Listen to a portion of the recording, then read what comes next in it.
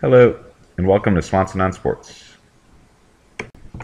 Hello, and welcome to Swanson on Sports. It's Wednesday, May 16th, 2012. I'm your host, Patrick Swanson. On today's show, we'll be talking about the Miami Heat, the team you love to hate and hate to love. But is all that hate justified now? Can we move on since the decision? Can we come to appreciate LeBron James for the superstar he is? Dwayne Wade for the career he's had and the success he's having now, and Chris Bosh for what he will become. That will be the topic of tonight's show.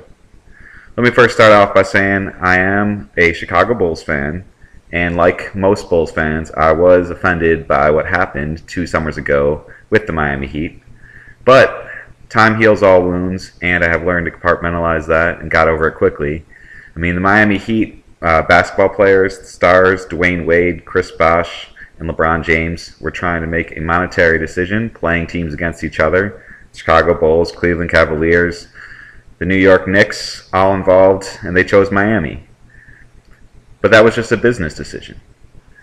Really, who was the victims here? I mean, besides the Cleveland Cavaliers, but I mean, they've got their compensation. They've got a first draft pick. And do you really want a superstar unhappy when they're not going to achieve success there? Miami Heat are what they are, and they have a great shot at winning a world title this year.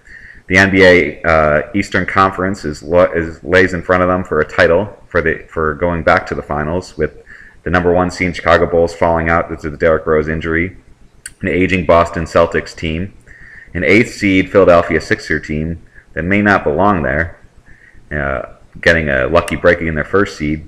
And then you have the Indiana Pacers, a team that doesn't really have the superstars, but really hasn't had a lot of playoff experience either.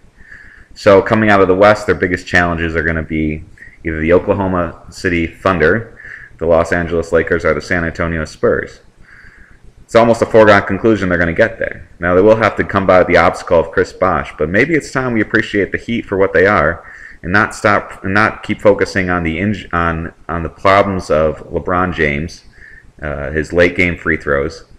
Let's just bask in what he is and what he brings to the game. There really is no guy as strong and as fast as him that can be so dynamic on the court, so versatile.